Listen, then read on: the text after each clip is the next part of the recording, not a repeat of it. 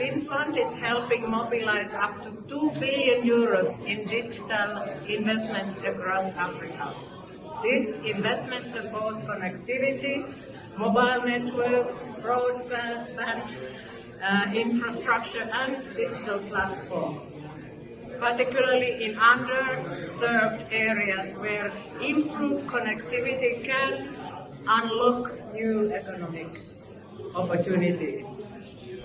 In fact, from here I can tell you, because I was in South Sudan, I'm accredited to South Sudan from here, and last month, me and Tommy, who was here as well, we visited Juba, and where Finnfund has invested in digital infrastructure in South Sudan to convert nearly 500 telecom towers to solar-powered systems, improving connectivity while reducing reliance on diesel generators. It was very impressive, and it is private.